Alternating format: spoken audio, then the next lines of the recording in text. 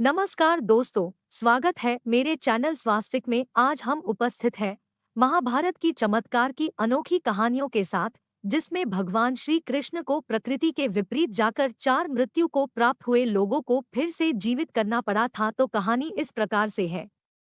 जैसा कि आप सब लोग जानते हैं कि पृथ्वी को मृत्युलोक कहा गया है, क्योंकि जो यहाँ पैदा हुआ है उसे एक ना एक दिन अपने पार्थिव शरीर को त्याग कर नए शरीर की प्राप्ति के लिए परलोक जाना होता है।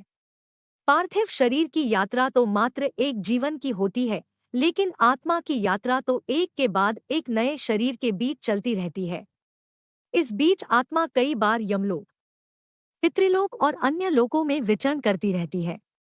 सृष्टि का नियम है कि जो एक बार शरीर त्याग कर संसार से चला जाता है, वह फिर अपने शरीर में जीवित लौटकर नहीं आता है। लेकिन महाभारत काल में भगवान श्री कृष्ण ने सृष्टि के इस नियम को भी बदल कर रख दिया था। इन्होंने यमलोक से भी आत्मा को लौटाकर 4 लोगों को फिर से जीवित कर दिया था। आगे बढ़ने से पहले आपसे अनुरोध है कि यह चैनल सब्सक्राइब कर ले और कहानी अच्छी लगे तो जरूर से जरूर लाइक और कमेंट करें। पुनर्दत्त की आत्मा को ले आए यमलोक से। पुनर्दत्त संदीपनी के पुत्र थे, जिनके आश्रम में रहकर श्री कृष्ण, बलराम और सुदामा ने शिक्षा ग्रहण किया था।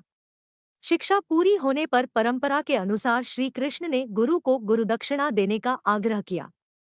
गुरु ने कहा, हमें कुछ भी नहीं चाहिए, अगर देना ही चाहते हो तो मुझे मेरा पुत्र वापस लौटा दो। गुरु का पुत्र एक दुर्घटना में मारा जा चुका था। श्री कृष्ण ने गुरु को वचन दिया कि वह उनके पुत्र को कहीं से भी लौटा कर ले आएंगे। श्री कृष्ण गुरु आश्रम से समुद्र तट पर पहुंचे, जहां से पुनर्दत्त गायब हुआ था। यहां आकर उन्हें पता चला कि उसकी आत्मा यमलोक जा चुकी है। गुरु पुत्र को लौटाने के लिए श्री कृष्ण यमलोक पहुंच गए। यमराज को पुनर्दत्त को लौटाने के लिए कहा। यमराज ने जब श्री कृष्ण को नारायण रूप में पहचान लिया तो भक्ति भाव से आदेश मानकर आत्मा को लौटा दिया। श्री कृष्ण ने पार्थिव शरीर का निर्माण करके उसमें आत्मा को प्रविष्ट करा दिया और पुनर्दत्त को लाकर गुरु को सौंप दिया। कटे सिर को जोड़कर कर दिया फिर जीवित। महाभारत युद्ध के बाद जब संपूर्ण भारत में शांति व्यवस्था के लिए युधिष्ठिर ने अश्वमेध यज्ञ किया, तब यज्ञ का अश्व भारत के तमाम नगरों का भ्रमण करते हुए कामरूप यानी वर्तमान असम पहुंचा। यहाँ पर यज्ञ के अश्व को अर्जुन और चित्रांगदा के पुत्र बब्रुवान ने पकड़ लिया। इसके बाद पिता पुत्र का युद्ध आरंभ हो गया।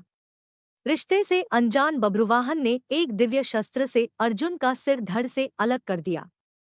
बब्रुवाहन को जब उनकी माता ने बताया कि उसने अपने पिता की हत्या कर दी है, तो वह ग्लानि से भर गया।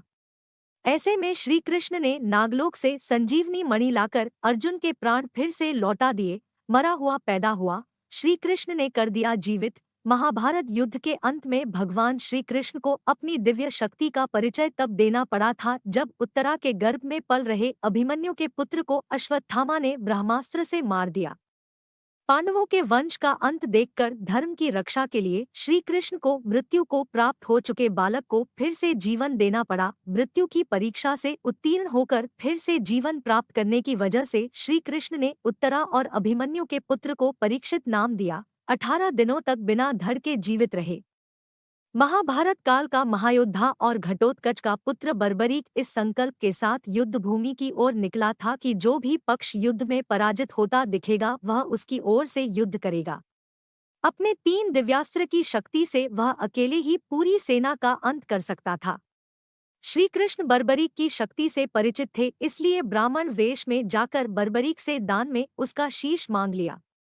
बर्बरीक ने इस शर्त के साथ शीश का दान देना स्वीकार कर लिया कि वह बिना धड़ के भी जीवित रहेगा।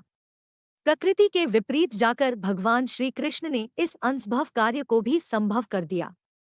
बिना धड़ के भी बर्बरीक का सिर जीवित रहा और महाभारत का युद्ध अंत तक देखता रहा। ऐसी कथा है कि युद्ध के समाप्त होने पर यानी 18 दिनों के बाद श्री कृष्ण ने फिर से बर्बरीक के सिर को धड़ से जोड़ दिया था। उम्मीद करती हूँ कि कहानी अच्छी लगी होगी, तो इस तरह की अनोखी अनसुनी कहानियाँ के लिए इस चैनल को सब्सक्राइब कर ले। धन्यवाद। फिर मिलेंगे एक नई अनोखी कहानी के साथ।